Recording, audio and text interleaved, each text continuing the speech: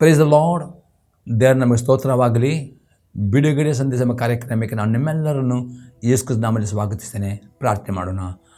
ಪರಲೋಕದಲ್ಲಿರುವ ತಂದೆ ದೇವರೇ, ಯೇಸು ಕ್ರಿಸ್ತನ ನಾಮದಲ್ಲಿ ನಾವು ನಿನ್ನ ಪಾದ ಸನ್ನಿಧಾನಕ್ಕೆ ನಾವು ಬಂದಿದ್ದೇವೆ. ನಾವು ವಾಕ್ಯಗಳನ್ನು ಧ್ಯಾನ ಮಾಡೋದಕ್ಕೆ ಸಲುವಾಗಿ ಈ ವಾಕ್ಯನ ಪವಿತ್ರಾತ್ಮದಲ್ಲಿ ಅಭಿಷೇಕಿಸು. ಪವಿತ್ರಾತ್ಮ ನಿನ್ನ ಸ್ವಾಗತಿಸ್ತೇನೆ. ನಮ್ಮ ಒಳ್ಳೆಯ ಬೋಧಕನಾಗಿದ್ದುಕೊಂಡು ಇವತ್ತಿನ ಸಂದೇಶ ಮುಖಾಂತರ ನಿನ್ನ ಸಂಗಡ ಮಾತನಾಡು. ಈ ವಾಕ್ಯನ ಕೆಲವು ಪ್ರತಿಯೊಂದು ಆತ್ಮಗಳಿಗೆ ಜೀವವನ್ನು, ಪ್ರೋತ್ಸಾಹವನ್ನು, ಭಕ್ತಿ ಅಭಿವೃದ್ಧಿಯನ್ನು ಉಂಟು ಮಾಡಬೇಕು ನಾನು ಬೇಡಿಕೊಳ್ಳುತ್ತೇನೆ ಯೇಸು ಕ್ರಿಸ್ತನ ನಾಮದಲ್ಲಿ, ಆಮೇನ್. ಇವತ್ತು ನಾವು ಧ್ಯಾನ ಮಾಡ್ತೇವೆ ಕೀರ್ತನೆ ಪುಸ್ತಕ 97 ಅದರಲ್ಲಿ 10ನೇ ವಾಕ್ಯ. ಯೆಹೋವನನ್ನು ಪ್ರೀತಿಸುವವರೇ, ಕೆಟ್ಟತನವನ್ನು ಅಗೆ ಮಾಡಿರಿ. ಆತ ತನ್ನ ಭಕ್ತರ ಪ್ರಾಣವನ್ನು ಕಾಯುವನಾಗಿ ದುಷ್ಟರ ಕೈಯೊಳಗಿಂದ ಅವರನ್ನು ಬಿಡಿಸುವನು. ನಾವು ಇಲ್ಲಿ ನೋಡ್ತೇವೆ, ಕೀರ್ತನೆಗಾರನು ಇಲ್ಲಿ ಹೇಳ್ತಾನೆ, ಯೆಹೋವನನ್ನು ಪ್ರೀತಿಸುವವರೇ ಕೆಟ್ಟತನವನ್ನು ಅಗೆ ಮಾಡಿರಿ. ಆತನ ಭಕ್ತರ ಪ್ರಾಣವನ್ನು ಕಾಯುವನಾಗಿ ದುಷ್ಟರ ಕೈಯೊಳಗಿಂದ ಅವರನ್ನು ಬಿಡಿಸುವನು. ಇದೊಂದು ವಾಗ್ದಾನವಾಗಿದೆ. ಈ ವಾಗ್ದಾನ ಇರ್ತದೆ, ಆತನು ತನ್ನ ಭಕ್ತರ ಪ್ರಾಣವನ್ನು ಕಾಯುವನಾಗಬೇಕು, ದುಷ್ಟರ ಕೈಯಿಂದ ಬಿಡಿಸಿಕೊಳ್ಳಬೇಕಾದರೆ ಈ ವಾಗ್ದಾನ ನೆರವೇರಬೇಕಾದ ಕಂಡೀಷನ್, ಇವನನ್ನು ಪ್ರೀತಿಸುವವರೇ ಕೆಟ್ಟತನ ಹಾಗೆ. ಹಾಗಾದರೆ ಏನು ಪ್ರಿಯರೇ, ದೇವರನ್ನು ಪ್ರೀತಿಸುವರು ಯಾಕೆ ಕೆಟ್ಟತನ ಹಾಗೆ ಮಾಡಬೇಕು? ಕೆಟ್ಟತನ ಎಂದರೆ ಏನು ಎಂಬುದಾಗಿ ಇದರ ವಿವರ ನೋಡೋಪ್ರೆ. ಮೊದಲನೇ ಸಂಗತಿ ನೋಡ್ತೇವೆ, ದೇವರನ್ನು ಪ್ರೀತಿಸುವವರು ಕೆಟ್ಟತನವನ್ನು ಹಾಗೆ ಮಾಡುವವರು ಆಗಬೇಕು.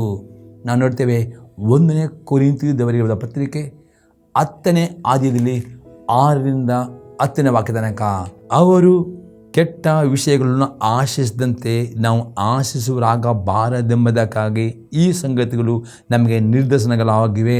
ಅಪೊಸ್ತಲ ಪೌಲನು ಇಸ್ರಾಯೇಲರ ಚರಿತ್ರವನ್ನು ಇಲ್ಲಿ ಬರೆಯುತ್ತಾನೆ. ಇಸ್ರಾಯೇಲ್ ಜನರು ದೇವರ ಮೋಶೆಯ ಮುಖಾಂತರ ಒಂದು ಐಗುಪ್ತ ದೇಶದಿಂದ ಅವರನ್ನು ಬಿಡುಗಡೆ ಮಾಡಿದ ನಂತರ ಅಲ್ಲಿ ಕೆಲವರು ಕೆಟ್ಟ ವಿಷಯವನ್ನು ಆಶಿಸಿದರು. ಆ ರೀತಿ ಆಗಬಾರದೆಂಬುದಾಗಿ ಅದು ನಿರ್ದೇಶನವಾಗಿ ಅಪೊಸ್ತಲ ಪೌಲನಲ್ಲಿ ಕೆಲವು ಸಂಗತಿ ಹೇಳ್ತಾನೆ. ಏನೇನು ವಾಕ್ಯ ನೋಡ್ತೇವೆ, ಅವರಲ್ಲಿ ಕೆಲವರು ವಿಗ್ರಹ ಆರಾಧಕರಾಗಿದ್ದರು. ಜನರು ಉಣ್ಣುವುದಕ್ಕೂ ಕುಡಿಯುವುದಕ್ಕೂ ಕೂತುಕೊಂಡರು, ಕುಣಿದಾಡುವುದಕ್ಕೆ ಎದ್ದರು ಎಂದು ಬರೆದಿದ್ದೆಲ್ಲ. ನೀವು ವಿಗ್ರಹ ಆರಾಧಕರಾಗಬೇಡಿರಿ. ನೋಡ್ತೇವೆ, ಅಪೊಸ್ತಲ ಪೌಲನು ಹೇಳ್ತಾನೆ, ಇಸ್ರಾಯೇಲ್ ಜನರು ವಿಗ್ರಹ ಆರಾಧಕರಾದ ಯೇಸು ಕ್ರಿಸ್ತನಲ್ಲಿ ನಂಬಿಕೆಟ್ಟವರು, ನೀಲಿ ಮುಳಿದು ಇಷ್ಟ ಅಂತ ತಗೊಂಡವರು ವಿಗ್ರಹ ಆರಾಧನೆ ಪರಿಪೂರ್ಣ ಬಿಟ್ಟು ಬಿಡಬೇಕು. ದೇವರ ಆತ್ಮಸ್ವರೂಪನಾಗಿದ್ದಾನೆ. ಅದು ಆತ್ಮೀಯದಲ್ಲಿ ಸತ್ಯಕ್ಕಾಗಿ ಆರಾಧನೆ ಮಾಡುವ ಆತ್ಮದ ಯಾವುದೇ ಥರದ ವಿಗ್ರಹಗಳನ್ನು ಸಂಬಂಧಪಟ್ಟ ನೈವೇದ್ಯ ಪದಾರ್ಥವನ್ನು ತಿನ್ನುತ್ತಿರು, ಅದಕ್ಕೆ ಸಂಬಂಧ ಹಬ್ಬದ ಊಟ ಮಾಡುತ್ತಿರು. ಅದು ವಿಗ್ರಹ ಆರಾಧನೆ ಸಮಾನವಾಗಿದೆ. ಅಷ್ಟೇ, ದೇವರನ್ನು ಪ್ರೀತಿ ಮಾಡೋಕ್ಕಿಂತಲೂ ಇತರ ಸಂಗತಿಗಳನ್ನು ಆ ದೇವರ ಸ್ಥಾನಕ್ಕೆ ಬೇರೆ ಸಂಗತಿಗಳು, ನಿಮಗೆ ದೇವರ ಪ್ರೀತಿಗೆ ಬೇರೆ ಯಾವ ಸಂಗತಿ ಅಡ್ಡಿ ಬರ್ತದೆ, ಅದು ಒಂದು ವಿಗ್ರಹಾರ್ಧನೆ. ಇಲ್ಲಿ ಅಪೊಸ್ತಲ ಪೌಲನು 5 ಜನರು ಅವರು ವಿಗ್ರಹಾರ್ಧನೆ ಮಾಡಿದರು. ವಿಗ್ರಹಾರ್ಧನೆಯ ಒಂದು ಹಬ್ಬದ ಊಟದ ಪಾಲುಗೊಂಡರಾಗರು. ಅದಕ್ಕೆ ದೇವರ ಕೋಪ ಅವರ ಮೇಲೆ ಬಿಂತು. ಅದಕ್ಕೋಸ್ಕರ ಇವತ್ತು ದೇವರ ಕೋಪವು ಅಥವಾ ವ್ಯಾಧಿಗಳು, ರೋಗಗಳು ಬರಬಾರದಾದರೆ ವಿಗ್ರಹ ಆರಾಧನೆ ಮಾಡುವವರು ಆಗಬಾರದು ಎಂಬುದಾಗಲೇ ಅಪೊಸ್ತಲ ಪೌಲನು ಹೇಳ್ತಾನೆ. ಮತ್ತು 8ನೇ ಭಾಗ ನೋಡ್ತೇವೆ, ಅವರಲ್ಲಿ ಕೆಲವರು ಜಾರತ್ತು ಮಾಡಿ ಒಂದೇ ದಿನದಲ್ಲಿ 23,000 ಮಂದಿ ಸತ್ತರು.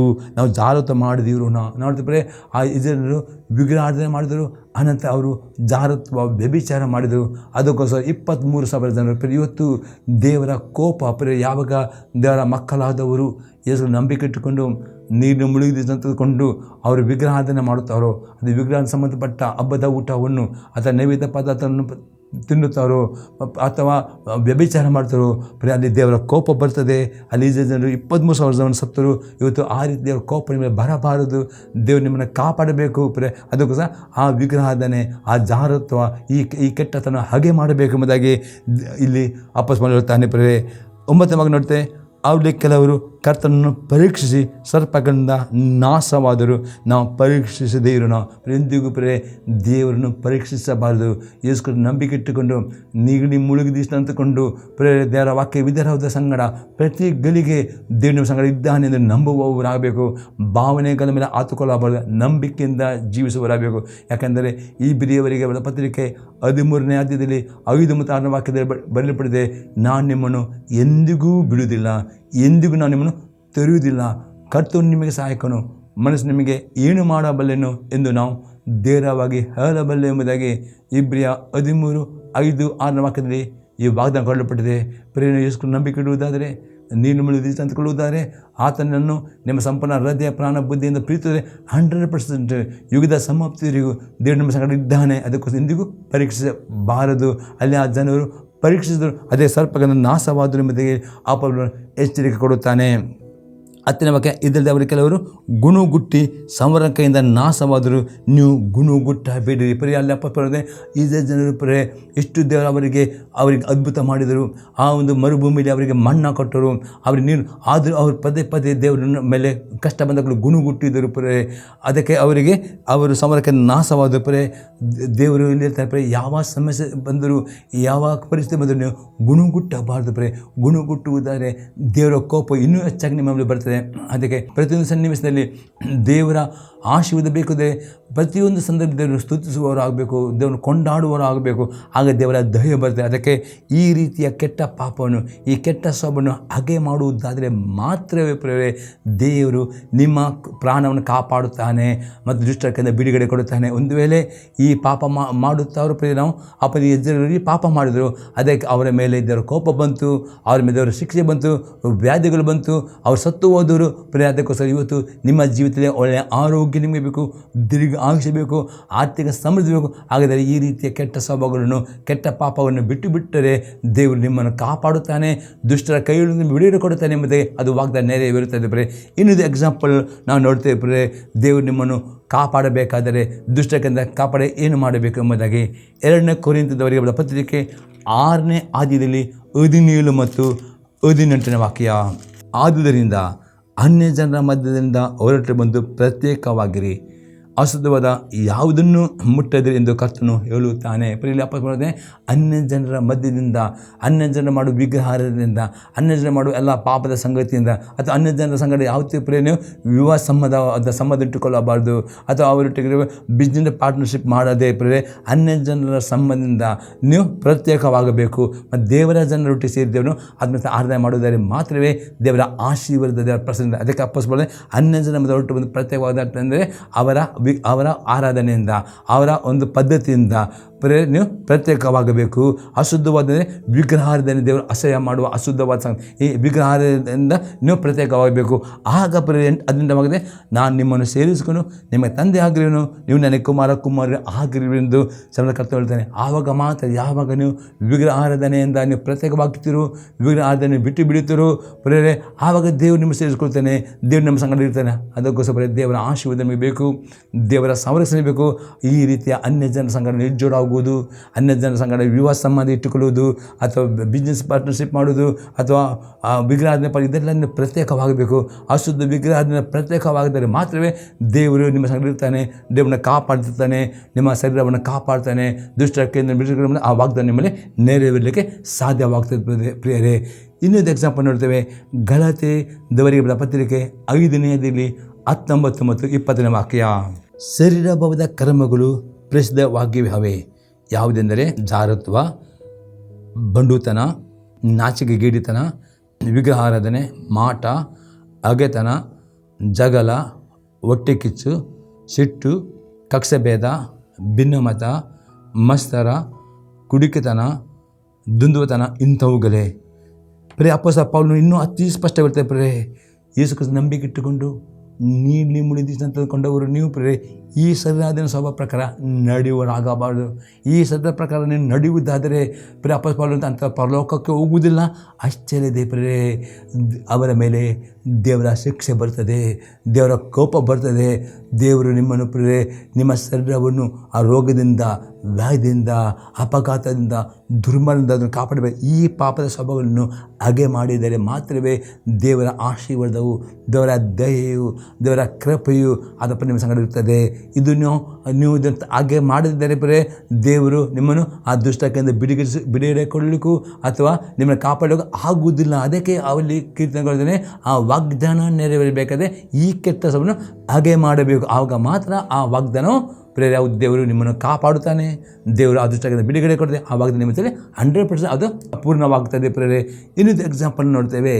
ಎಫೆಸದವರಿಗೆ ಬರೆದ ಪತ್ರಿಕೆ 4ನೇ ಅಧ್ಯಾಯದಲ್ಲಿ 22ರಿಂದ 24ನೇ ವಾಕ್ಯ ತನಕ. ಯೇಸುವಿನಲ್ಲಿರುವ ಸತ್ಯೋಪದೇಶವು ಯಾವುದೆಂದರೆ, ನೀವು ನಿಮ್ಮ ಇಂದಿನ ನಡತೆಯನ್ನು ಅನುಸರಿಸದೆ ಪೂರ್ವ ಸ್ವಭಾವವನ್ನು ತೆಗೆದು ಹಾಕಿ ಬಿಡಬೇಕು.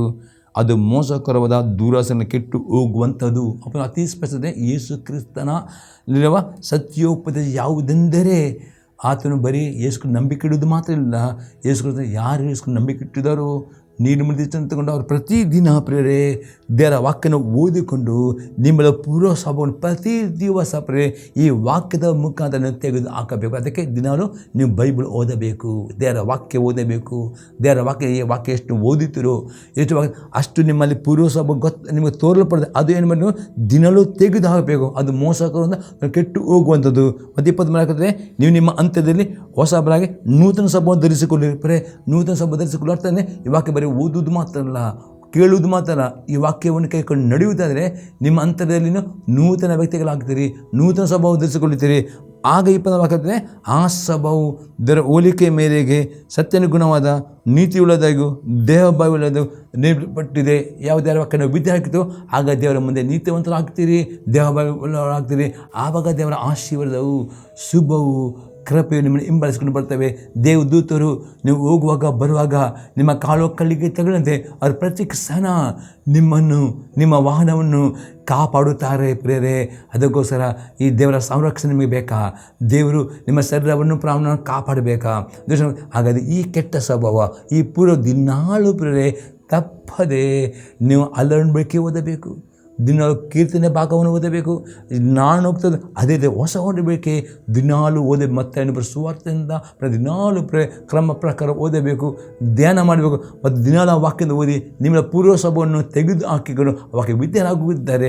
100% ದೇವರ ಸಂರಕ್ಷಣೆ ಆ ವಾಗ್ದಾನ ನಿಮ್ಮ ಜೀವಿತದಲ್ಲಿ ಅದು ಅನುಭವ ಮಾಡಲಿಕ್ಕೆ ನಿಮಗೆ ಸಾಧ್ಯವಾಗ್ತದೆ. ಇನ್ನೊಂದು ಎಕ್ಸಾಂಪಲ್ ನೋಡ್ತೇವೆ. ಎಫೆಸದವರಿಗೆ ಬರೆದ ಪತ್ರಿಕೆ 5:5 3-7 ವಾಕ್ಯ ತನಕ ಜಾರತ್ವ, ಯಾವ ವಿಧವಾದ ಬಂಡುತನ, ದ್ರವ್ಯಾಸೆ ಇವುಗಳ ಸುದ್ದಿಯಾದರೂ ನಿಮ್ಮಲ್ಲಿ ಇರಬಾರದು. ಇವುಗಳಿಗೆ ದೂರವಾಗಿರುವುದೇ ದೇವಜನರಿಗೆ ಯೋಗ್ಯವಾದದ್ದು. ಹೊಲಸು ಮಾತು, ಹುಚ್ಚು ಮಾತು, ಕೂಚುವುದೇ ಮಾತು ಇವು ಬೇಡ, ಅಯುಕ್ತವಾಗಿವೆ. ಅತಿ ಸ್ಪಷ್ಟವಾಗಿ ಹೇಳ್ತಾನೆ. ಯೇಸು ನಂಬಿಕಿಟ್ಟವರು ನೀಲಿ ಮುಳಿದ ಕಂಡವರು ಪ್ರೇರೆ ಈ ಜಾರತ್ವ ಬಂಡುತನ ಪಾಪ ಬಿಟ್ಟು ಬಿಡಬೇಕು. ಅಷ್ಟೇ ಅಲ್ಲದೆ ನಿಮ್ಮ ಬಾಯಿಂದ ಯಾವ ಹೊಲಸು ಮಾತು, ಹುಚ್ಚು ಮಾತು, ಕುಚ್ಚುದ ಮತ್ತು ಬರದೆ ಯಾವ ನಿಮ್ಮ ಬಾಯಿಂದ ಉಪಕಾರ ಸ್ತುತಿ ಆರಾಧನೆ ಮಾಡುವವರು ಆಗಬೇಕು. ಪೌಲನು ಹೇಳ್ತಾನೆ ಅವುಗಳು ಬಿಟ್ಟು ದೇವರಿಗೆ ಉಪಕಾರ ಸ್ತುತಿ ಮಾಡುವುದು ಉತ್ತಮ. ಜಾರರು, ದುರಾಚಾರಿಗಳು, ವಿಗ್ರಹ ಆರಾಧಕರು, ಲೋಭಿಗಳು ಇವರಲ್ಲಿ ಒಬ್ಬರಿಗಾದರೂ ಕ್ರಿಸ್ತನ ಮತ್ತು ದೇವರ ರಾಜ್ಯದಲ್ಲಿ ಬಾಧ್ಯತೆ ಇಲ್ಲವಿಲ್ಲವೆಂದು ನೀವು ಚೆನ್ನಾಗಿ ಬಲ್ಲಿರಲ್ಲವೇ? ಅತಿ ಸ್ಪಷ್ಟ ಈ ಒಂದು ಪಾಪದಲ್ಲಿ ಜೀವಿಸಿದ್ದಾರೆ. ಜಾರತ್ವ, ವ್ಯಭಿಚಾರ, ವಿಗ್ರಹಾರಾಧನೆ ಈ ಎಲ್ಲ ಪಾಪಗಳು ಮಾಡುತ್ತಾರೆ. ಪೌಲನು ಹೇಳ್ತಾನೆ ಅವರು ಪರಲೋಕಕ್ಕೆ ಹೋಗುವುದಿಲ್ಲ. ಹಾಗಾದರೆ ನೀವು ಪರಲೋಕ ಹೋಗಬೇಕಾಗದೆ ನಂಬಿಕೆ ಇಟ್ಟುಕೊಂಡು ನೀನು ಮುಳಿದು ಈ ಪಾಪಕ್ಕೆ ಪಶ್ಚಾತ್ತಾಪಡಬೇಕು. ಈ ಪಾಪವನ್ನು ಬಿಟ್ಟು ಬಿಟ್ಟರೆ ಮಾತ್ರ ನೀವು ಪರಲೋಕ ಹೋಗ್ತೀರಿ. ಇಲ್ಲಂದರೆ ಇಲ್ಲಿ ನಿಮ್ಮ ಶಿಕ್ಷೆಗಳು ಬರ್ತವೆ, ಕಷ್ಟಗಳು ಬರ್ತವೆ, ರೋಗಗಳು ಬರ್ತವೆ, ವ್ಯಾಧಿಗಳು ಬರ್ತವೆ. ಅದಕ್ಕೋಸ್ಕರ ಅಲ್ಲಿ ಆ ಕೀರ್ತನೆ ಕೊಟ್ಟ ವಾಗ್ದಾನ ದೇವರು ನಿಮ್ಮ ನಿಮ್ಮ ಪ್ರಾಣವನ್ನು ಕಾಪಾಡಬೇಕು ಅಥವಾ ನಿಮ್ಮನ್ನು ದುಷ್ಟಕ್ಕೆ ಬಿಡುಗಡೆ ಕೊಡಬೇಕು. ಅದು ಈ ಕೆಟ್ಟ ಹಾಗೆ ಮಾಡುವುದರೆ ಮಾತ್ರ ಆ ವಾಗ್ದಾನವು ನಿಮ್ಮ ಜೊತೆ ಅನುಭವ ಮಾಡಲಿಕ್ಕೆ ಸಾಧ್ಯವಾಗ್ತದೆ. 6ನೇ ಭಾಗ ನೋಡ್ತೇವೆ. ಊರಿಲ್ಲದ ಮಾತನಾಡುವವರಿಗೆ ಕಿವಿಗೊಟ್ಟು ಮೋಸ ಹೋಗಬೇಡ. ಅನೇಕರು ದುರ್ಬೋಧನೆ ಅದಕ್ಕೆ ಖಾಲಿ ಎಷ್ಟು ನಂಬಿಕೆ ಇಟ್ಟರೆ ಸಾಕು ಮತ್ತು ವಿಧೇಯತೆ ಬೇಡ ಈ ರೀತಿ ದುರ್ಬೋಧನೆಯಿಂದ ಕಿವಿಟ್ಟು ಮೋಸ ಆಗಬಾರ್ದು. ಎಷ್ಟು ನಂಬಿಕೆ ಇಡಬೇಕು, ನೀರು ಮುಳಿದುಕೊಂಡು ಮತ್ತು ದೇವರ ವಾಕ್ಯ ವಿದ್ಯೆಯಾಗುವುದು ಅತಿ ಅಗತ್ಯವಾಗಿದೆ ಎಂಬುದಾಗಿ ದೇವರ ವಾಕ್ಯ ಹೇಳ್ತದೆ ಪ್ರೇರೆ. ಅನಂತರ ಅಂಥ ಕೃತ್ಯಗಳ ನಿಮಿತ್ತದಿಂದ ದೇವರ ಕೋಪವು ಆತನಿಗೆ ಅವಿಧೇಯರಾಗುವ ಮೇಲೆ ಬರುತ್ತದೆ ಪ್ರೇರೆ. ದೇವರು ಹೊಸ ಉಂಡೆಗೆ ನೋಡ್ತೇವೆ, ಅಲ್ಲುಂಡೆಗೆ ನೋಡ್ತೇವೆ, ಅದು ಹೊಸ ಹೆಚ್ಚು ನೋಡ್ತೇವೆ. ದೇವರು ಕೃಪಾಳು. ಯೇಸು ಕ್ರಿಸ್ತನು ಕೃಪೆಯನ್ನು ತಂದಿದ್ದಾನೆ. ಆತನು ಕೃಪಾಳು, ದಯಾಳು. ಅದು ಈ ಕೃಪೆ ಆತ ದಯೆ ನಿಮಗೆ ಸಿಗಬೇಕಾ? ಅಪ್ಪದ ಪೌಲನು ಹೇಳ್ತಾನೆ ನೀವು ದೇವರ ವಾಕ್ಯಕ್ಕೆ ವಿಧೇಯರಾಗಬೇಕು. ಅವಿಧೇಯರಾದರೆ ಕೋಪ ಬರ್ತದೆ. ದೇವರು ಎಂದಿಗೂ ಪಕ್ಷಪಾತ ಮಾಡುವುದಿಲ್ಲ ಪ್ರೇರೆ. ಅದಕ್ಕೆ ಅಲ್ಲಿ ಕೀರ್ತನೆ ಅಲ್ಲಿ ಹೇಳ್ತದೆ ಇವನನ್ನು ಪ್ರೀತಿಸುವವರೆ ನಿಜವಾಗಿ ದೇವರನ್ನು ಪ್ರೀತಿಸಿದರೆ ಕೆಟ್ಟತನವನ್ನು ಈ ಕೆಟ್ಟ ಹಾಗೆ ಮಾಡಬೇಕು. ಆಗ ಆತನು ಹೇಳ್ತಾನೆ ದೇವರು ತನ್ನ ಭಕ್ತರ ಪ್ರಾಣವನ್ನು ಕಾಯುತ್ತಾನೆ. ಅವನು ದುಷ್ಟಕ್ಕೆ ಬಿಡುಗಡೆ ಕೊಡುತ್ತಾನೆ. ಆ ವಾಗ್ದಾನ ನಿಮ್ಮ ಜೊತೆ ಅದು ನೆರವೇರಬೇಕಾದ್ರೆ ಈ ಕೆಟ್ಟತನ, ಈ ಅವಿಧೇಯತೆಯನ್ನು ಬಿಟ್ಟು ಬಿಡಬೇಕಾದ್ರೆ ಅವಿಧೇಯರಾದ ಮೇಲೆ ಮಾತ್ರ ಕೋಪ ಬರ್ತದೆ. ವಿಧೇಯರಾದರ ಮೇಲೆ ದೇವರ ಆಶೀರ್ವಾದ. ಅದಕ್ಕೆ ಅಂತಂದರೆ ನೀವು ಅವರೊಂದಿಗೆ ಪಾಲುಗಾರಾಗಬೇಕಂದ್ರೆ ಯಾರು ನಿಮಗೆ ಅವಿಧೇಯತೆಗೆ ನಡೆಸ್ತಾರೋ, ಅವಿಧೇಯತೆ ಆಗುವುದ ಬೋಧನೆಗಳು ಅಂಥವ್ರನ್ನೇ ಪಾಲುಗಾರಾಗಬಾರ್ದು. ನೀವು ದೇವರ ಬಗ್ಗೆ ವಿಧೇಯರಾಗಬೇಕು. ವಿಧೇಯತ್ವ ಬೋಧನೆಯನ್ನು ಸ್ವೀಕಾರ ಮಾಡಿ ಆಗ ಎಷ್ಟು ದೇವರು ವಿಧೇಯರಾಗ್ತೀರೋ ಆಗ ನಿಮಗೆ ಆಶೀರ್ವಾದವು, ಶುಭವು, ಕೃಪೆಯು, ಸುಖವು, ಸಂತೋಷವು, ಸಮಾಧಾನವು ಎಲ್ಲವೂ ನಿಮಗೆ ಬರುತ್ತದೆ ಪ್ರಿಯರೇ. ಇನ್ನೊಂದು ಎಕ್ಸಾಂಪಲ್ ನಾವು ನೋಡ್ತೇವೆ. 2 ತಿಮೋತಿ ಪುಸ್ತಕ 2ನೇ ಅಧ್ಯಾಯದಲ್ಲಿ 19ನೇ ವಾಕ್ಯ. ಆದರೂ ದೇವರ ಸ್ಥಿರವಾದ ಅಸ್ತಿವಾರವು ನಿಲ್ಲುತ್ತದೆ, ಅದರ ಮೇಲೆ ತನ್ನವರು ಯಾರೆಂಬುದನ್ನು ಕರ್ತನು ತಿಳಿದಿದ್ದನೆಂತಲೂ ಕರ್ತನ ನಾಮವನ್ನು ಹೇಳಿಕೊಳ್ಳುವರೆಲ್ಲರೂ ದುರ್ಮಾರ್ಗ ತನ್ನನ್ನು ಬಿಟ್ಟು ಬಿಡಬೇಕೆಂತಲೂ ಲಿಪಿಯುಂಟು. ಅತಿ ಸ್ಪಷ್ಟತೆ, ಅತಿ ಸ್ಪಷ್ಟವಾಗಿ ಅಪ್ಪಸ್ಕೊಳ್ಳುತ್ತಾನೆ. ಆತನು ಪರಲೋಕದಲ್ಲಿ ಆ ದೇವರ ದರ್ಶನವನ್ನು, ದೇವರ ಪ್ರಕಟ ಹೊಂದಿದ್ದಾನೆ. ಪರಲೋಕದಲ್ಲಿ ಆ ಆಸ್ತಿಯವರ ಮೇಲೆ ಏನು ಬರೆಯಲ್ಪಟ್ಟಿದೆ, ತನ್ನವರು ಯಾರೆಂಬುದು ತಿಳಿದಂತಲೂ ಮತ್ತು ಕರ್ತನ ನಾಮವನ್ನು ಹೇಳಿಕೊಳ್ಳುವರೆಲ್ಲರೂ ದುರ್ಮಾರ್ಗ ಬಿಟ್ಟು ಬಿಡಬೇಕು. ನಿಮ್ಮ ಬಾಯಿಂದ ಕರ್ತನು ನಿಮ್ಮ ಒಡೆಯ ನಿಮ್ಮ ಈ ಒಂದು ಬಾಯಿದ ನೀವು ಪ್ರತಿಮೆ ಮಾಡುವವರೆಲ್ಲರೂ ದುರ್ಮಾರ್ಗ ಬಿಟ್ಟು ಬಿಡಲೇಬೇಕು ಎಂದು ಹಾಗಾದರೆ ಇವತ್ತು ದೇವರೆಲ್ಲ ವಾಗ್ದಾನಗಳು ಸತ್ಯವಾಗಿದೆ. ದೇವರೆಂದಿಗೂ ಸುಳ್ಳು ವಾಗ್ದಾನ ಕೊಡಲಿಲ್ಲ. ಸುಳ್ಳುಗಳನ್ನು ಸಹಿತನೂ ಆಗಿದ್ದಾನೆ.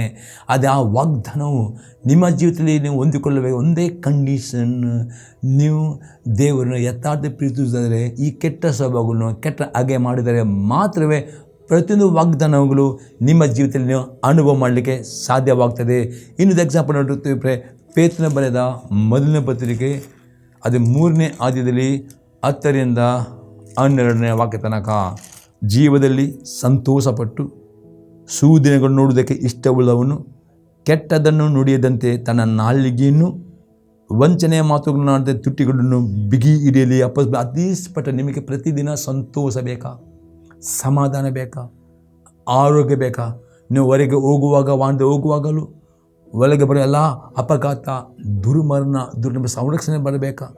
ನಿಮ್ಮ ಪ್ರಾರ್ಥನೆ ಎಲ್ಲದಕ್ಕೂ ಅಪಘಾತ. ನಿಮ್ಮ ನಾಲಿಗೆಯಲ್ಲಿ ಎಂದು ಕೆಟ್ಟ ಮಾತುಗಳು, ಅಪನಂಬಿಕೆ ಮಾತು, ನಕಾರಾತ್ಮಕ ಮಾತುಗಳು, ಬೈಯುಗಳು ಎಂದಿಗೂ ಬರದಂತೆ ನಿಮ್ಮ ನಾಲಿಗೆಯನ್ನು ಬಿಗಿಯಾಗಿ ಕಾಪಾಡಿಕೊಳ್ಬೇಕು. ಇದು ಅತಿ ಪ್ರಾಮುಖ್ಯವಾದ ಪ್ರೇರೆ. ಒಂದು ವೇಳೆ ನೀವು ಎಷ್ಟೂ ಪ್ರಾರ್ಥನೆ ಮಾಡಬಹುದು, ಅನ್ಯ ಭಾಷೆಯಲ್ಲಿ ಪ್ರಾರ್ಥನೆ ಮಾಡಬಹುದು, ಎಲ್ಲವನ್ನೂ ಮಾಡಿಕೊಂಡು ನಿಮ್ಮ ನಾಲಿಗೆಯಲ್ಲಿ ಪದೇ ಪದೇ ಶಾಪ, ನಕಾರಾತ್ಮಕ, ರೋಗ, ವ್ಯಾಧಿ, ಬಡತನ, ಕೊರತೆ ಇದೆಲ್ಲ ನೀವು ಪದೇ ಪದೇ ಮಾತನಾಡಿದರೆ, ಏನು ಮಾತನಾಡ್ತೀರಿ ಆ ಫಲ ಒಂದು. ಅದಕ್ಕೆ ಸೊಲೊಮೋನ ಹೇಳ್ತಾನೆ 18ನೇ ಅಧ್ಯಾಯದಲ್ಲಿ 20 ಮತ್ತು 21ನೇ ವಾಕ್ಯದಲ್ಲಿ, ಮನುಷ್ಯನು ತನ್ನ ಬಾಯ ಬೆಲೆಯನ್ನು ಹೊಟ್ಟೆ ತುಂಬ ಉಣ್ಣುವನು, ಜೀವನ ಮರಣಗಳು ನಾಲಿಗೆಯ ವಶ, ವಚನ ವಿರೋಧ ಫಲವನ್ನು ಅನುಭವಿಸುವರು. ಅತಿ ಸ್ಪಷ್ಟತೆ. ನಿಮ್ಮ ನಾಲಿಗೆಯಲ್ಲಿ ಜೀವನ ಮತ್ತು ಮರಣ ಉಂಟು, ಆಶೀರ್ವಾದ ಮತ್ತು ಶಾಪ ಉಂಟು.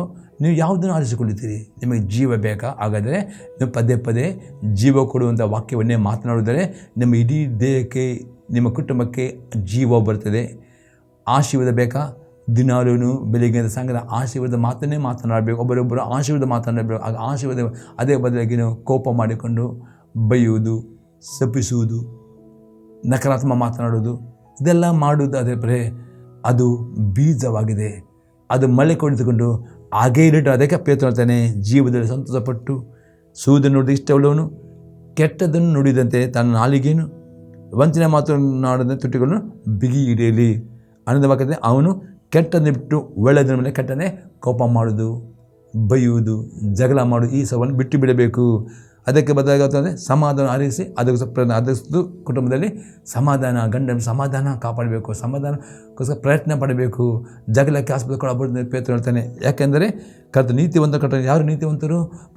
ಯಾರು ನಮ್ಮ ಬಾಯಲ್ಲಿ ಆಶೀರ್ವಾದ ಮಾತನಾಡ್ತಾರೋ, ಜಗಳ ಮಾಡೋದಿಲ್ಲೋ, ಸಮಾಧಾನ ಪಡಿಸೋ ಅಂಥವ್ರನ್ನ ಕಟಾಕಿಸ್ತಾನೆ. ಅವರ ಪ್ರಾರ್ಥನೆಗಳೇ ಅದು ಅವರ ವಿಜ್ಞಾಪನೆ ಕೈಗೊಡುತ್ತಾನೆ. ಕೆಡುಕರಿಗೂ ಕೋಪದ ಮುಖವುಳ್ಳನಾಗಿಂದ ಬರ್ತದೆ. ಕೆಡುಕರು ಯಾವ ನಾಲಿ ಕೆಟ್ಟ ಮಾತನಾಡೋದು, ಬೈಯುವುದು, ಶಪಿಸುವುದು, ಜಗಳ ಮಾಡಿದರೆ ಕೆಡುಕರು ಅವರಿಗೆ ಮೇಲೆ ಕೋಪ ಬರುತ್ತೆ. ಹಾಗಾದರೆ ದೇವರ ವಾಗ್ದಾನ ಸತ್ಯವಾಗಿದೆ. ದೇವರ 100% ಕೃಪಾಲು, ದೇವರ ಆಶೀರ್ವಾದಮಯನು. ಆದರೆ ಆತನ ವಾಗ್ದಾನಗಳು ಆತನ ಪ್ರೀತಿ, ಆತನ ಕರುಣೆ, ಆತನ ದಯೆ ನೀವು ಹೊಂದಿಕೊಳ್ಳಬೇಕಾ? ಒಂದೇ ಕಂಡೀಷನ್, ದೇವರನ್ನು ನೀವು ಪ್ರೀತಿಸುವವರು ಕೆಟ್ಟತನ ಹಾಗೆ ಮಾಡುವುದಾದರೆ ಆತನ ತನ್ನ ಭಕ್ತರ ಪ್ರಾಣ ಕಾಯುತ್ತಾನೆ, ಅವರ ಜೀವವನ್ನು ಬಿಡಿಸ್ತಾನೆ ಎಂಬ ವಾಗ್ದಾನ ನಿಮ್ಮದಾಗುತ್ತದೆ ಪ್ರಿಯರೇ. ಇನ್ನದು ಎರಡನೇ ಸಂಗತಿಯನ್ನು ನೋಡ್ತೇವೆ, ಪಾಪ ಮಾಡುವುದನ್ನು ಬಿಟ್ಟೇ ಬಿಡುವವರು ಆಗಬೇಕು. ರೋಮ ಪುರದ ಪತ್ರಿಕೆ 6ನೇ ಅಧ್ಯಾಯದಲ್ಲಿ 12ರಿಂದ 16ನೇ ವಾಕ್ಯ ತನಕ, ಈಗಿರುವುದರಿಂದ ಸಾಯತಕ್ಕ ನಿಮ್ಮ ದೇಹದ ಮೇಲೆ ಪಾಪನ ಆಳಗೊಳಿಸಿ ನೀವು ದೇಹದ ದುರಾಸೆಗಳಿಗೆ ಒಳಪಡಬೇಡಿರಿ. ಇದು ಮಾತ್ರವಲ್ಲದೆ ನೀವು ನಿಮ್ಮ ಅಂಗಗಳನ್ನು ಪಾಪಕ್ಕೆ ಒಪ್ಪಿಸುವರಾಗಿದ್ದು ದುಷ್ಟತನ ಸಾಧನೆಗಳಾಗ ಮಾಡಬೇಡಿರಿ. ಆದರೆ ಸತ್ತವರಿಂದ ಜೀವಿತರಾಗಲಾಗಿ ನಿಮ್ಮನ್ನು ದೇವರೊಪ್ಪಿಸಿಕೊಟ್ಟು ನಿಮ್ಮ ಅಂಗಗಳನ್ನು ನೀತಿಗೆ ನಡೆಸುವ ಸಾಧನಗಳನ್ನು ಆತನಿಗೆ ಸಮರ್ಪಿಸಿರಿ. ಯಾಕಂದರೆ ಪಾಪ ನಿಮ್ಮ ಮೇಲೆ ಅಧಿಕಾರ ನಡೆಸದು, ನೀವು ಧರ್ಮಶಾಸ್ತ್ರದ ಅಧೀನರಲ್ಲ, ಕೃಪೆ ಅಧೀನರಾಗಿದ್ದರಷ್ಟೇ. ಅವನು ಅತಿ ಸ್ಪಷ್ಟ ಹೇಳ್ತೇನೆ, ಯೇಸು ನಂಬಿ ನೀರಿನಲ್ಲಿ ಮುಳುಗಿಸಿಕೊಂಡವರು ಪ್ರತಿದಿನ ನಿಮ್ಮ ಶರೀರದ ಅಂಗಗಳನ್ನು ನೀತಿಯ ಕೃತ್ಯಗಳನ್ನು ಮಾಡುವ ಸಾಧನಗಳಿಗೆ ನೀವೇ ಸಮರ್ಪಣೆ ಮಾಡಿಕೊಳ್ಳಬೇಕು. ಆಗ ಪಾಪಕ್ಕೆ ನಿಮ್ಮ ಮೇಲೆ ಅಧಿಕಾರವಿಲ್ಲ. ಒಂದು ವೇಳೆ ನೀವು ನಂಬಿಕೆ ಇಟ್ಟಿದ್ದೀರಿ, ಹೌದು, ಆದರೆ ನಿಮ್ಮ ಶರೀರದ ಅಂಗಗಳನ್ನು ಪಾಪಕ್ಕೆ ಒಪ್ಪಿಸಿಕೊಡಿದರೆ ಆಗ ಪಾಪ ನಿಮ್ಮ ಮೇಲೆ ಅಧಿಕಾರ ನಡೆಯುತ್ತದೆ. ಅದಕ್ಕೆ ಅಪ್ಪಸ್ತಾನೆ, ಪಾಪವು ನಿಮ್ಮ ಮೇಲೆ ಅಧಿಕಾರ ನಡೆಯಬಾರದು, ನಿಮ್ಮ ಅಂಗಗಳನ್ನು ನೀತಿಕತೆಗಳು ಮಾಡುವ ಸಾಧನೆಗೆ ಸಮರ್ಪಣೆ. ಹಾಗಾದರೆ ನೀವು ಧರ್ಮಶಾಸ್ತ್ರ ಕೃಪೆಗೆ ಅಧೀನಾಗಿದೆ. ಧರ್ಮಶಾಸ್ತ್ರದಲ್ಲಿ ಪಾಪ ಮಾಡುವುದಾದರೆ ಅವರಿಗೆ ಪಾಪದ ಪರಿಹಾರಕ್ಕೆ ಕುರಿಮರಿ ಒಂದು ಕೊಡಲಿಕ್ಕಿತ್ತು. ಅದು ಇವತ್ತು ಹೊಸ ಮಡಿಕೆಯಲ್ಲಿ ಕೃಪೆ ಅಂದರೆ ಎಷ್ಟು ಪಾಪ ಮಾಡಿದರೂ ದೇವರ ಕರುಣೆ ಉಂಟು. ನಿಮ್ಮ ಪಾಪವು ಪುಕ್ಕಟೆಯಾಗಿ ನೀವು ಒಪ್ಪಿಕೊಂಡ್ರೆ ಸಾಕು, ಏನೂ ಕ್ರಯವಿಲ್ಲದೆ ಯೇಸು ರಕ್ತದ ಪಾಪ ತೊಳೆಯುತ್ತದೆ. ಇದು ಕೃಪೆ ಆಗಿದೆ. ಆದರೆ ಕೃಪೆ ಉಂಟು ಎಂಬುದಾಗಿ ಪಾಪ ಮಾಡಬಾರ್ದು ಎಂಬುದು ಅಪೊಸ್ತಲನಲ್ಲಿ ಹೇಳುತ್ತಾನೆ. 15ನೇ ವಾಕ್ಯದ ಪುನಃ, ಹಾಗಾದರೆ ನಾವು ಧರ್ಮಶಾಸ್ತ್ರದಲ್ಲ ಕೃಪಾದಿಂದ ನಾವು ಪಾಪ ಮಾಡಬಹುದು, ಎಂದಿಗೂ ಮಾಡಬಾರದು. ಇದು ಕೃಪೆ, ಎಷ್ಟು ಸಲ ಪಾಪ ಮಾಡಿದರೂ ಏನೂ ಕರೆ ಕೊಡದೆ ಅದರ ರಕ್ತ ಉಂಟು, ಒಪ್ಪಿಕೊಂಡರೆ ಆ ರಕ್ತ ಪಾಪ ತೊಳೆದು ಬಿಡ್ತದೆ. ಹಾಗಾದರೆ ಅಪೊಸ್ತಲನೇ ಧರ್ಮಶಾಲೆ ಪಾಪ ಮಾಡಿದರೆ ಅವರಿಗೆ ಸಮರ್ಪಣೆಗೆ ಅಷ್ಟು ಕ್ರಯ ಕೊಡಿ. ಇವತ್ತು ಕ್ರಯ ಕೊಡದೆ ಪುಕ್ಕಟೆಗೆ ಅಷ್ಟು ರಕ್ತ ಉಂಟು, ಎಷ್ಟು ಪಾಪ ಮಾಡಿದರೂ ಒಪ್ಪಿಕೊಂಡರೆ ಆ ರಕ್ತ ನಿಮ್ಮ ಪಾಪ ತೊಳೆಯುತ್ತದೆ. ಆದರೆ ಆ ಕೃಪೆ ಉಂಟು ಮೇಲೆ ಇನ್ನು ಪಾಪ ಮಾಡ್ಬೋದು, ಎಂದಿಗೂ ಮಾಡಬಾರ್ದು. ಯಾಕೆ ಮಾಡಬಾರ್ದು? ಅದನ್ನ ಬಗ್ಗೆ ನೋಡ್ತೇವೆ. ನೀವು ಯಾವನಿಗೆ ದಾಸನಂತೆ ಎದುರಾಗುತ್ತೆ ಎಂದು ನಿಮ್ಮನ್ನು ಒಪ್ಪಿಸಿಕೊಡುತ್ತೀರೋ ಆ ಯಜಮಾನ ದಾಸನಾಗಿರುವುದು ನಿಮ್ಗೆ ಗೊತ್ತಿಲ್ಲವೋ? ಪಾಪಕ್ಕೆ ದಾಸರಾದರೆ ಮರಣ. ನೀವು ಪಾಪಕ್ಕೆ ದಾಸರಾದರೆ ಮರಣ ಅಂದರೆ ಯಾರು ಪಾಪವನ್ನು ಮಾಡುತ್ತಾರೋ ಅವರ ಪಾಪಕ್ಕೆ ಗುಲಾಮರಾಗ್ತಾರೆ. ಪಾಪ ದಾಸ, ಆಗ ಸೈತನು ನಿಮ್ಮ ಮೇಲೆ ಅಧಿಕಾರ ಮಾಡ್ತಾನೆ. ಮತ್ತು ಪಾಪ ಮಾಡುವವರಿಗೆ ಮರಣ ಅಂದರೆ ಯಾರು ಪಾಪದಲ್ಲಿ ಜೀವಿಸ್ತಾರೋ ಅವರಿಗೆ ಕಷ್ಟ ತಪ್ಪುವುದಿಲ್ಲ, ಸಂಕಟಗಳು ತಪ್ಪುವುದಿಲ್ಲ, ವ್ಯಾಧಿ ಬಿಟ್ಟು ಹೋಗುವುದಿಲ್ಲ. ಅವರ ಮೇಲೆ ಕಷ್ಟ, ಸಂಕಟ, ವೇದನೆ, ನೋವು, ಎಲ್ಲ ಕಷ್ಟಗಳು ಅವರ ಮೇಲೆ ಯಾವಾಗಲೂ ಇರ್ತವೆ. ಅದು ಜೀವನ ಪರ್ಯಂತ ಇರ್ತೇವೆ ಪ್ರೇರೆ. ಅದಕ್ಕೆ ನಿಮಗೆ ದೇವರು ವಾಗ್ದಾನ ಮಾಡಿದ ಹೊಸ ಮಡಿಕೆಯಲ್ಲಿ ಯೇಸು ಕ್ರಿಸ್ತನ ಯೋನ ಪ್ರಸಂಗ 10ನೇ ವಾಕ್ಯ, ಆದರೆ ಕಳ್ಳನು ಬರುವುದು ಕಳ್ಳತನ ಮಾಡೋದಕ್ಕೆ, ಕದಿಯೋದಕ್ಕೆ, ಹಾಳು ಮಾಡೋದಕ್ಕೆ, ಅದು ಯೇಸು ಬಂದು ನಿಮಗೆ ನಿತ್ಯ ಜೀವವನ್ನು ಅಷ್ಟೇ ಸಮೃದ್ಧಿ ಇದಕ್ಕೆ ನಿತ್ಯ ಜೀವ ಮಾತ್ರ ಸಮೃದ್ಧ ಆಶೆ ಕಡೆ ಬಂದನೆ. ಅದು ಬೇಕಾದರೆ ನಂಬಿಕೆ ಎಂಬ ವಿದ್ಯಾವತಿಗೆ ದಾಸರ ನೀತಿಯ ಫಲ ಅಂದರೆ ಇದಕ್ಕೆ ನಂಬಿಕೆ ಇಟ್ಟವರು ದಿನಗಳು ದೇವರ ವಾಕ್ಯ ವಿದ್ಯಾರಾವತಿಯನ್ನು ಒಪ್ಪಿಸಿಕೊಟ್ಟರೆ ನೀವು ನೀತಿವಂತರಾಗೋದು ಮಾತ್ರ. ನೀತಿವಂತನಿಗೆ ದೇವರು ಆಶೀರ್ವಾದ ಮಾಡುತ್ತಾನೆ, ನೀತಿವಂತರನ್ನು ದೇವರು ಕಟಾಕ್ಷಿಸ್ತಾನೆ, ನೀತಿವಂತರಿಗೆ ಕಷ್ಟಗಳು ಸಂಭವಿಸಲು ಎಲ್ಲ ಕಷ್ಟವನ್ನು ಬಿಡುಗಡೆ ಕೊಡುತ್ತಾನೆ. ಅದನ್ನು ಪಾಪಕ್ಕೆ ದಾಸರಾದರೆ ನೀವು ಎಷ್ಟು ಪ್ರಾರ್ಥನೆ ಮಾಡಿದ್ರು ನಿಮಗೆ ಕಷ್ಟದ ಬಿಡಿ ಆಗೋದಿಲ್ಲ. ಜೀವನ ಪರ್ಯಂತ ಪಾಪದಲ್ಲಿ, ಆ ರೋಗದಲ್ಲಿ ಕಷ್ಟ ಇದೆ. ಅದಕ್ಕೆ ನಿಮ್ಮ ಆರಿಸುವಿಕೆ ನಿಮಗೆ ದೇವರು ನಿಮ್ಮ ಈ ಜೀವ ಪರ್ಯಂತ ಈ ಲೋಕದಲ್ಲಿ ಇರುವಾಗ ತನಕ ಒಳ್ಳೆಯ ಜೀವನ ಬೇಕು, ಆರೋಗ್ಯಕರವಾದ ಜೀವನ ಬೇಕು, ಸುಖ ಸಂತೋಷ ಬೇಕು, ರೋಗವಿಲ್ಲದ ಜೀವನ ಮಾಡಬೇಕು. ಹಾಗಾದರೆ ನಿಮ್ಮ ಕೆಟ್ಟದ ಹಾಗೆ ಮಾಡುವುದರೆ ದೇವರು ನಿಮ್ಮ ಪ್ರಾಣವನ್ನು ಕಾಯುತ್ತಾನೆ. ಅಷ್ಟೇ ದುಷ್ಟರಕ್ಕೆ ನಿಮಗೆ ಬಿಡುಗಡೆ ಕೊಡುತ್ತಾನೆ. ಅದೇ ಕೆಟ್ಟದ್ದು ಇದ್ದರೆ ಈ ಲೋಕದಲ್ಲಿ ಕಷ್ಟ, ಸಂಕಟ, ನೋವು ತಪ್ಪದೇ ನಿಮಗೆ ಅದು ಹಿಂಬಾಲಿಸಿಕೊಂಡು ಬರ್ತದೆ. ಅದಕ್ಕೋಸ್ಕರ ನೀವು ಆರಿಸಿಕೊಳ್ಳಬೇಕು. ನಿಮಗೆ ದೇವರ ವಾಗ್ದಾನ ನಿಮಗೆ ಬೇಕಾ?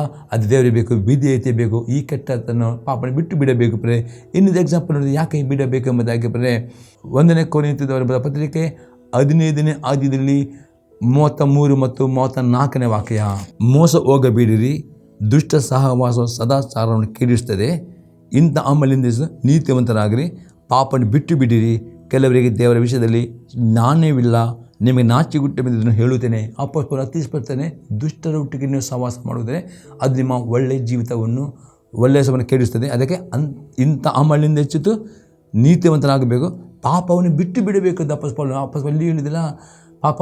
ಪಾಪವನ್ನು ಬಿಟ್ಟು ಬಿಡಬೇಕು ಎಂದು ಅಪೊಸ್ತಲನಲ್ಲಿ ಅಲ್ಲಿ ಆ ಕರೆದ ಎಚ್ಚರಿಕೆ ಹಾಕಿದ. ಇವತ್ತು ನೀವು ಪಾಪ ಜೊತೆ ಬಿಟ್ಟು ಬಿಡಬೇಕು. ದೇವರ ವಾಗ್ದಾನ ನಿಮ್ಮ ಜೀವಿತದಲ್ಲಿ ನೆರವೇರಬೇಕು. ಸಹಿತ ನಿಮ್ಮನ್ನು ಮುಟ್ಟದಂತೆ ಕಾಪಾಡಬೇಕಾದರೆ ಅದಕ್ಕೆ ಇನ್ನೊಂದು ವಾಕ್ಯ 1ನೇ ಯೋಹನ ಪತ್ರಿಕೆ 2ನೇ ಅಧ್ಯಾಯದಲ್ಲಿ 1ನೇ ವಾಕ್ಯ, ನನ್ನ ಪ್ರಿಯದ ಮಕ್ಕಳೇ, ನೀವು ಪಾಪ ಮಾಡದಂತೆ ಈ ಮಾತುಗಳು ನಿಮಗೆ ಬರೆಯುತ್ತೇನೆ. ಯಾವನಾದರೂ ಪಾಪ ಮಾಡಿದರೆ ತಂದೆ ಬಳಿಯಲ್ಲಿ ನೀತಿವಂತನಿಂದ ಯೇಸು ಕ್ರಿಸ್ತನೆಂಬ ಸಹಾಯಕ ನಮಗಿದ್ದಾನೆ. ಅಪೊಸ್ತಲನು ಹೇಳ್ತಾನೆ, ನನ್ನ ಪ್ರಿಯ ಮಕ್ಕಳೇ, ಪಾಪ ಮಾಡಬಾರದು ಎಂಬುದಾಗಿ ಅಪ್ಪನೇ ಮತ್ತು ಪಾಪ ಮಾಡಿದಂತೆ ನೀವು ಪ್ರಾರ್ಥನೆ ಮಾಡಬೇಕು. ಪ್ರಾರ್ಥನೆ ಮಾಡುವುದಾದರೆ ಯೇಸು ಕ್ರಿಸ್ತ ನಿಮಗೆ ಪಾಪದ ಮೇಲೆ ಜಯವನ್ನು ಹೊಂದೋದಕ್ಕೆ ಆತನ ಪವಿತ್ರಾತ್ಮನನ್ನು ಕೊಡುತ್ತಾನೆ. ಪವಿತ್ರಾತ್ಮನು ನಿಮಗೆ ಪಾಪವನ್ನು ಮಾಡದಂತೆ ನಿಮಗೆ ಕಾಪಾಡುತ್ತಾನೆ. ಪಾಪದ ಮೇಲೆ ಜಯವನ್ನು ಕೊಡುತ್ತಾನೆ. ಅದಕ್ಕೆ ನೀವು ಪಾಪ ಮಾಡದಂತೆ ಯೋನಂತೆ ನೀವು ಪ್ರಾರ್ಥನೆ ಮಾಡಬೇಕು. ಅದಕ್ಕೆ ಪ್ರಾರ್ಥನೆ ಮಾಡಬೇಕು. ಎಷ್ಟು ನೀವು ಪ್ರಾರ್ಥನೆ ಮಾಡಿದ್ರೆ ಅಷ್ಟು ಪವಿತ್ರಾತ್ಮನ ಶಕ್ತಿ ಹೊಂದುತ್ತೀರಿ. ಆ ಪವಿತ್ರ ಶಕ್ತಿಯು ನಿಮಗೆ ಪಾಪದ ಮೇಲೆ ಜಯವನ್ನು ಹೊಂದಿಕೊಂಡು ಜೀವನ ಮಾಡಲಿಕ್ಕೆ ನಿಮಗೆ ಸಾಧ್ಯ ಮಾಡ್ತಾರೆ. ಮತ್ತು ಪಾಪ ನೀವು ಮಾಡದಿದ್ದರೆ ಸಹಿತ ನಿಮ್ಮನ್ನು ಮುಟ್ಟಲಿಕ್ಕೆ ಆಗುವುದಿಲ್ಲ. 1 ಯೋಹನ ಪತ್ರಿಕೆ 5ನೇ ಅಧ್ಯಾಯದಲ್ಲಿ 18ನೇ ವಾಕ್ಯ, ದೇವರು ಹುಟ್ಟಿರುವವನು ಪಾಪ ಮಾಡೋನಲ್ಲ ಎಂಬುದು ನಮಗೆ ಗೊತ್ತಿದೆ. ದೇವರು ಹುಟ್ಟಿದಾತನು ಅವನನ್ನು ಕಾಪಾಡುವನು, ಕೇಳಿಕೊಂಡು ಅವನು ಹಿಡಿಯುವುದಿಲ್ಲ. ನೀವು ಪಾಪವನ್ನು ಮಾಡದಿದ್ದರೆ ಸಹಿತ ನಿಮ್ಮನ್ನು ಹಿಡಿಯಲಿಕ್ಕೆ ಆಗುವುದಿಲ್ಲ. ಅದಕ್ಕೆ ದೇವರ ವಾಗ್ದಾನವನ್ನು ನಿಮ್ಮ ನೆರವೇರಬೇಕಾದರೆ ಪಾಪದ ಜೀವಿತವನ್ನು ಬಿಟ್ಟು ಬಿಟ್ಟರೆ ಮಾತ್ರವೇ ದೇವರು ನಿಮ್ಮ ಪ್ರಾಣವನ್ನು ಕಾಪಾಡುತ್ತಾನೆ. ದುಷ್ಟಕ್ಕೆ ನಿಮ್ಮನ್ನು ಬಿಡುಗಡೆ ಕೊಡುತ್ತೆ. ಈ ವಾಗ್ದಾನ ನಿಮ್ಮ ಜೀವಿತದಲ್ಲಿ ನೆರವೇರುತ್ತದೆ. ಪ್ರಾರ್ಥನೆ ಮಾಡೋಣ. ತಂದೆಯವರನ್ನು ಸ್ತೋತ್ರ ಕೊಂಡಾಡ್ತಾನೆ. ದೇವ ಈ ಸಂತದ ಮುಖಾಂತರ ನನ್ನ ಮಾತನಾಡಿದ ಕೃಪೆಗಾಗಿ ಮಾತಾಡಿದ ವಾಕ್ಯಕ್ಕೆ ಸ್ತೋತ್ರ. ಇವನಿಗೆಲ್ಲ ಪ್ರತಿಯೊಬ್ಬರೂ ದೇವ ಪ್ರತಿದಿನ ತಮ್ಮ ಕೆಟ್ಟತನವನ್ನು ತಮ್ಮ ಕೆಟ್ಟ ಪಾಪವನ್ನು ಬಿಟ್ಟು ಬಿಡುವಂತೆ, ಪರಿಶುದ್ಧರಾಗಿ ನೀತಿವಂತರು ಜೀವಿಸುವಂತೆ ನಿನ್ನ ವಾಗ್ದಾನವನ್ನು ಹೊಂದಿಕೊಳ್ಳುವಂತೆ ನಿನ್ನ ಕೃಪೆಯನ್ನು ಕೊಡಬೇಕು ನಾನು ಬೇಡಿಕೊಳ್ತೇನೆ. ಯೇಸು ಕ್ರಿಸ್ತನ ನಾಮದಲ್ಲಿ ಬೇಡುತ್ತೇವೆ. ಆಮೇನ್. Praise the Lord. ದೇವರು ನಿಮ್ಮನ್ನೆಲ್ಲರನ್ನು ಆಶೀರ್ವಾದ ಮಾಡಲಿ.